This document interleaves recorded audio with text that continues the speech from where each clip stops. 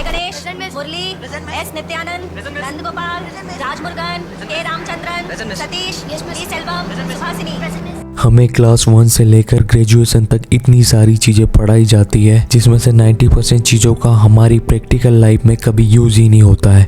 अपने school time में ना जाने तुमने कितने मैथ के इक्वेशन सॉल्व किए होंगे, कितने संस्कृत के श्लोक रटे होंगे, हिस्ट्री में कितने राजाओं के नाम याद किए होंगे, लेकिन आज उन सब चीज़ों का तुम्हारी पर्सनल लाइफ में कोई लेना देना नहीं है। लेकिन इसमें तुम्हारी भी गलती नहीं है। अगर तुम उस टाइम वो मैथ के इक्वेशन सॉल्व नहीं करते, संस्कृत के श्लोक नहीं रटते, हिस्ट्री में राजाओं के नाम याद नहीं रखते, तो शायद तुम पास नहीं हो पाते और फिर ये सोसाइटी तुम्हें अनपढ़, गवार और जाहिल समझती। पर फिर भी तुमने कभी सोचा नहीं होगा तुमने कितने सारे पैसे उन चीजों में इन्वेस्ट किए हैं जिसका तुम्हें कभी रिटर्न नहीं मिलने वाला है। तुमने कितना सारा टाइम उन चीजों को याद करने में, उन चीजों को रटने में इन्वेस्ट किया है जो तुम्हारे कभी काम नहीं आने वाला है। लेकिन इसमें भी तुम्हारी गलती नहीं है, गलती है हमारे एजुकेशन सिस्टम की।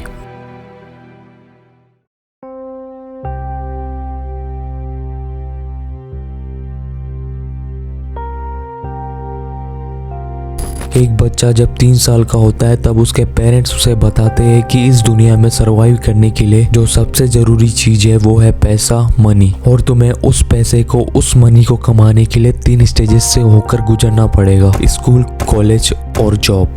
तब तुम कहीं जाकर पैसे कमा पाओगे। अब बच्चे ने तो दुनिया देखी नहीं है, वो तो अभी अभी इस दुनिया में आया है, इसलिए वो बिना कोई क्वेश्चन किए इस थ्योरी को मान लेता है। वो स्कूल जाता है, ना जाने कितने सब्जेक्ट में कितनी चीजें याद करता है, कितने टीचरों से डांट खाता है, मार खाता है और कितने एग्जाम फेस करता है। तब जाकर उसे सेकेंड स्टेज में जाने की एंट्री मिलती है। लेकिन वो एंट्री भी इतनी ईजी नहीं होती है। उसे किसी भी अच्छे कॉलेज में एडमिशन के लिए एक एग्जाम को फेस करना पड़ेगा जिसमें पार्टिसिपेट करेंगे उसके जैसे ही 15 से 20 लाख बच्चे, लेकिन सिलेक्शन होगा सिर्फ 5-6 हजार बच्चों का। अब उसने अगर वो एग्जाम पास कर लिया, अच्छे कॉलेज में एडमिशन ले लिया, तो वो इंटेलिजेंट, स्मार्ट और एक्स्ट्राऑर्डिनरी है। और अगर वो एग्जाम में फेल हो जाता है तो वो एक डम, एवरेज और एक पुअर स्टूडेंट है। और ये लड़ाई यही खत्म नहीं होती है, चाहे उसका एडमिशन छोटे कॉलेज में हुआ हो या बड़े कॉलेज में। लेकिन जॉब पाने के लिए फिर एक बार उसे 15 से 20 लाख लोगों के साथ कम्पीट करना पड़ेगा, तब कहीं जाकर उसे जॉब मिल पाएंगी, तब कहीं जाकर वो पैसे कमा पाएगा। अगर तुम हमारे एजुकेशन सिस्टम को ध्यान से देखोगे तो तुम्हें पता चलेगा इसमें कितने सारे फ्लॉज है। एक तो बच्चे को इतने सारे सब्जेक्ट्स, इतनी सारी लैंग्वेजेस अननेसेसरीली पढ़ाई जाती है। जैसे मैंने स्टार्टिंग में एक अलजेब्रिक इक्वेशन तुम्हें बताई थी, ये इक्वेशन 8th क्लास की है। अब तुम मुझे बताओ, जो बंदा आगे चलकर डॉक्टर बनेगा वो इस इक्वेशन का कहाँ यूज करेगा? और ऐसे ही ना जाने कितनी चीजें हमारे दिमाग में अननेसेसरीली भरी जाती है और हमारे पास भी कोई ऑप्शन नहीं होता है। अगर हम उन चीजों को अपने दिमाग में भरेंगे नहीं तो एग्जाम में लिख नहीं पाएंगे, एग्जाम में लिख नहीं पाएंगे तो फेल हो जाएंगे और फिर हमारा स्कूल, हमारे पेरेंट्स और हमारी सोसाइटी हमें डफर ऑफ द ईयर का अवार्ड दे देंगी। सेकेंड चीज जो मुझे हमारे एजुकेशन सिस्टम की समझ में नहीं आती है, जब हमारे यहाँ हर साल 25 से 30 लाख बच्चे 12वीं पास करते हैं तो किसी भी प्रेस्टिजियस कॉलेज में एडमिशन के लिए इतनी कम सीटें क्यों होती है? IIT का एग्जाम 15 लाख बच्चे देते हैं लेकिन वहाँ पर खाली सीटें सिर्फ 5 से 6 हजार ही होती है। नीट का एग्जाम हर साल 15 से 20 लाख बच्चे देते हैं लेकिन वहाँ पर खाली सीटें 10-20 हजार ही होती है। अब तुम मुझे बताओ, बाकी के 14,95,000 बच्चे डिजर्व नहीं करते IIT में पढ़ना? अरे भाई, उन्होंने भी तो 10th + 12 पढ़ी है, 10th के बाद एक पर्टिकुलर सब्जेक्ट लिया है, मैथ, साइंस या बायो, और उसके बाद तुम एक एग्जाम के बेसिस पर उस बच्चे को जज कर रहे हो कि वो प्रेस्टिजियस कॉलेज में पढ़ने के लायक है या नहीं। अब मैं बताता हूँ तुम्हें कि किसी भी बच्चे को एग्जाम के बेसिस पर जज करना कितना गलत है। एग्जाम सबके लिए एक ही होता है, IIT और नीट, लेकिन इस एग्जाम को देने वाले सभी बच्चों का बैकग्राउंड अलग अलग होता है। कोई बच्चा गवर्नमेंट स्कूल से पढ़ा हुआ होता है तो कोई बच्चा प्राइवेट स्कूल से, कोई बच्चा स्टेट बोर्ड से पढ़ा हुआ होता है तो कोई बच्चा CBSE ICSE बोर्ड से, कोई बच्चा गांव में रहता है तो कोई बच्चा मेट्रो सिटी में। अब तुम ही देखो, अगर कोई गांव या छोटे शहर का लड़का, गवर्नमेंट स्कूल से पढ़ा हुआ लड़का अच्छे कॉलेज में जाने के लिए IIT या नीट जैसी एग्जाम देता है तो उसे किसी बड़े और अच्छे प्राइवेट स्कूल से पढ़े लड़के के साथ कॉम्पीट करना पड़ेगा, उसे CBSE ICSE बोर्ड वाले लड़के के साथ कॉम्पीट करना पड़ेगा, उसे मेट्रो सिटी में रह रहे उस बच्चे के साथ कॉम्पीट करना पड़ेगा जिसके पास सारे रिसोर्सेस अवेलेबल कैपेबल है। अब तुम ही देखो ये एग्जाम कितना अनफेयर है और हमारा एजुकेशन सिस्टम कितना घटिया है। अब इसके बाद आती है जॉब। तो जॉब में भी वही दिक्कत है। हर साल हमारे देश में जॉब के लिए 1 से 2 लाख वैकेंसीज निकलती है और 25 से 30 लाख लोगों को जॉब चाहिए रहती है। अब 25 से 30 लाख लोगों में से सिर्फ 1 से 2 लाख लोगों को बड़ी मुश्किल से जॉब मिल पाती है और बाकी लोग या तो बेरोजगार हो जाते हैं या कुछ भी छोटा मोटा काम करने लगते हैं। इतने पैसे, इतने साल, इतना दिमाग खपाने के बाद भी हम हमारे स्टूडेंट्स को इतने काबिल नहीं बना पाते हैं कि वो सरवाइव कर सके, वो घर चलाने जितने पैसे कमा सके। तो तुम ही देखो हमारा एजुकेशन सिस्टम कितना कितना कितना घटिया है।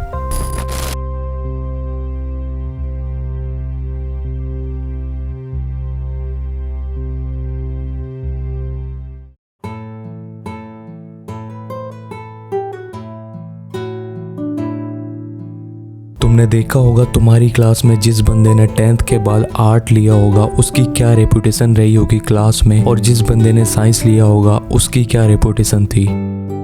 एक तरफ आर्ट लेने वाले बंदे को लोग मंदबुद्धि, डम और फेलियर की नजरों से देखते रहे होंगे और साइंस लेने वाले बंदे को स्मार्ट, इंटेलिजेंट और ब्रॉड माइंडेड समझते रहे होंगे। और इसी डर के वजह से हमारी कंट्री में ज्यादातर बच्चे जिनको आर्ट में इंटरेस्ट होता है वो भी साइंस ही लेते हैं और फिर बाद में पछताते रहते हैं। हमारे एजुकेशन सिस्टम की सबसे गंदी बात यह है कि उसने सारे सब्जेक्ट्स को क्लास में डिवाइड करके रख दिया है। मतलब अगर कोई बंदा आर्ट वाला है तो समझ लो इसको कुछ नहीं आता है, ये लोअर क्लास आदमी है। और अगर कोई स्टूडेंट साइंस वाला है, ये इंटेलिजेंट है, शार्प है, ब्रॉड माइंडेड है, ये हाई क्लास आदमी है। आज के टाइम में आर्ट सब्जेक्ट लेना हमारी सोसाइटी में एक तबू बन चुका है। कोई भी बंदा तुम्हें 10th के बाद ये नहीं बोलेगा कि बेटा आर्ट लो और आर्टिस्ट बनो। सब तुम्हें यही बोलेगी कि बेटा मैथ साइंस लो, IIT में जाओ या बायो लो और डॉक्टर बनो, क्योंकि उन्हें लगता है कि आर्ट वालों का कोई फ्यूचर नहीं होता है। लेकिन ये बात एकदम ही गलत है। आज तुम जितने भी यूट्यूबर को देखते हो सारे आर्टिस्ट है। कितने सारे सिंगर्स है जो आर्टिस्ट है। टीवी, OTT और फिल्म्स में कितने सारे एक्टर्स आर्टिस्ट है। फिर भी इन्हें लगता है कि आर्ट वालों का कोई करियर नहीं होता है। देखो दोस्त, पैसे कमाना और एजुकेशन लेना ये दो अलग बात है। कई बार साइंस लेकर भी बंदा बेरोजगार बैठा रहता है और कई बार आर्ट वाला बंदा भी करोड़ों रुपए छाप रहा होता है। तो पैसों का पढ़ाई से कोई लेना देना नहीं है। और दूसरी चीज, जिस नजर से तुम साइंस, मैथ और बायो के स्टूडेंट को देखते हो उसी नजर से आर्ट के स्टूडेंट को भी देखना चालू करो। तभी हमारे देश में बेरोजगारी कम होगी और एग्जाम में भी कंपटीशन कम रहेगा।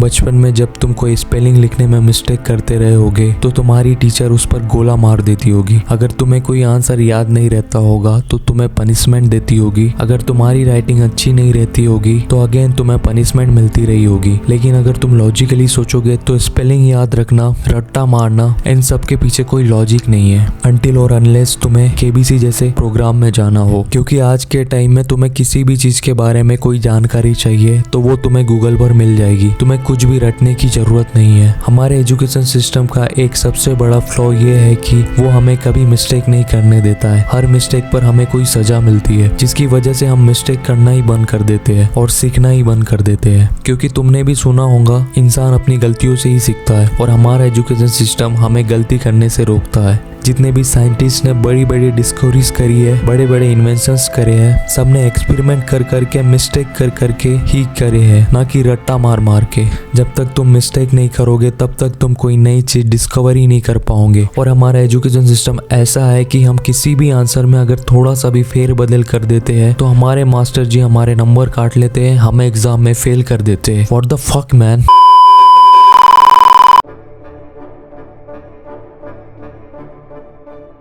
यहाँ तक तुमने अगर वीडियो देखी होगी तो तुम्हें पता चल गया होगा कि हमारे एजुकेशन सिस्टम में कितना रायता फैला हुआ है। लेकिन ये रायता फैलाया किसने है? ये सारा रायता सिर्फ एक आदमी ने फैलाया है। उस आदमी का नाम है थॉमस बबिंगटन मैकॉले। 1800 में इंग्लैंड में इंडस्ट्रियल रेवोल्यूशन स्टार्ट हुआ था। ईस्ट इंडिया कंपनी इंडिया में आ गई थी और इंडिया में अपना बिजनेस जमाने लगी थी। इंडिया में आकर उन्होंने दो मेजर प्रॉब्लम देखी। एक तो यहाँ पर स्किल्ड मैन पावर नहीं थी जो उनकी कंपनीज में काम कर सके, और दूसरा लैंग्वेज प्रॉब्लम। इंडिया में हर स्टेट में एक अलग लैंग्वेज बोली जाती थी। ये दो प्रॉब्लम को सॉल्व करने के लिए उन्होंने इंग्लैंड से थॉमस बबिंगटन मैकॉले को इंडिया में बुला लिया और एक नया एजुकेशन सिस्टम बनाने के लिए कहा। और फिर 1835 को इंग्लिश एजुकेशन एक्ट पास हुआ और एक नया एजुकेशन सिस्टम बनकर तैयार हो गया। जैसा कि मैंने अभी बताया, ईस्ट इंडिया कंपनी की दो मेन प्रॉब्लम थी। एक तो उन्हें स्किल्ड मैन पावर चाहिए थी जो उनके हाथ के नीचे काम कर सके, और दूसरी उन्हें एक ऐसी लैंग्वेज चाहिए थी जिससे वो किसी से भी आसानी से कम्युनिकेट कर सके। और ये दो चीजें थॉमस बबिंगटन मैकॉले ने सॉल्व कर दी। उसने इंडिया में इंग्लिश को प्राइमरी लैंग्वेज बना दिया और लोगों को कर्मचारी बना दिया, जिससे ईस्ट इंडिया कंपनी को यहाँ बिजनेस करने में बहुत सुविधा मिल गई। थॉमस बबिंगटन मैकॉले तो इंडिया से चला गया, ईस्ट इंडिया कंपनी भी इंडिया से चली गई, लेकिन अपना एजुकेशन सिस्टम यहीं पर छोड़ गई। आज भी हम थॉमस बबिंगटन मैकॉले का बनाया हुआ एजुकेशन सिस्टम से ही पढ़ाई करते हैं, जो हमें सिर्फ एक स्किल्ड लेबर और इंग्लिश बोलने वाला बनाता है।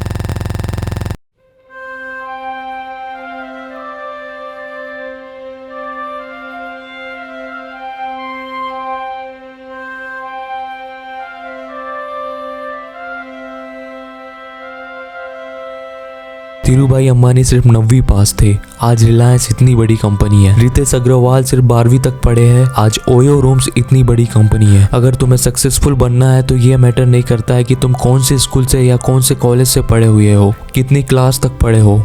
देखो, हमारा एजुकेशन सिस्टम को चेंज करना तो हमारे हाथ में है नहीं, लेकिन अपने आप को बदलना, अपने आप को चेंज करना बिल्कुल ही हमारे हाथ में है। मैं तुमसे बस एक ही चीज कहूंगा, इंडिपेंडेंट बनो। स्कूल पर, कॉलेज पर या जॉब पर डिपेंडेंट मत रहो। अभी तुम स्कूल में हो, कॉलेज में हो या जो भी पढ़ाई कर रहे हो, जॉब कर रहे हो, उसे साइड बाय साइड चलने दो और साथ में उस फील्ड की नॉलेज गेन करना चालू करो जिस फील्ड में तुम एक्चुअल में अपना करियर बनाना चाहते हो। एग्जाम्पल के लिए, तुम्हें अपनी खुद की ऑटोमोटिव कंपनी बनानी है तो देखो, रिसर्च करो कि बाइक कैसे मैन्युफैक्चर होती है, ऑटो पार्ट्स कैसे असेंबल करने पड़ते हैं, कैसे इंजन वर्क करता है, कैसे ब्रेकिंग सिस्टम वर्क करता है। सारी नॉलेज गेन करो, प्रोटोटाइप बनाना चालू करो, इन्वेस्टमेंट कहाँ से आ सकती है वो देखना चालू करो, और साइड बाय साइड अपना स्कूल, कॉलेज या जॉब जो भी चल रहा है उसे चलने दो। जिस दिन तुम इस लेवल पर पहुंच जाओगे कि अपने प्लान को रियल वर्ल्ड में ला सको, तो अपने प्लान को एग्जीक्यूट करना चालू कर दो। तुम भी एक बड़ी कंपनी बना सकते हो, तुम भी एक बड़े आर्टिस्ट बन सकते हो, कुछ भी कर सकते हो यार। आज के टाइम में तुम्हारे पास इतने सारे रिसोर्सेस है कि तुम घर बैठे बैठे ही दुनिया की सारी चीजें सीख सकते हो। तुम्हें किसी भी तरह की जानकारी आज तुम्हें ऑनलाइन सर्च करने से मिनटों में मिल सकती है। यहाँ तक कि हार्वर्ड, स्टैनफोर्ड यूनिवर्सिटी तक के लेक्चर ऑनलाइन अवेलेबल है। बस इंडिपेंडेंट बनो यार, किसी पर डिपेंडेंट मत रहो, सब कुछ हो जाएगा। ये मत सोचो कि गवर्नमेंट जॉब मिलेगी तभी लाइफ सिक्योर हो पाएगी। तुम खुद जॉब क्रिएट करना सीखो यार, गवर्नमेंट जॉब के पीछे मत बैठो। Again I am saying, independent बनो। इस वीडियो को ज्यादा से ज्यादा शेयर करो ताकि ये वीडियो हर उस बच्चे तक पहुंच पाए जो इस एजुकेशन सिस्टम में फंस कर अपनी सारी होप खो चुका है, जिसे लगता है कि वो इस दुनिया में कुछ भी नहीं कर सकता है। उसे इस वीडियो को दिखाओ और उसे बताओ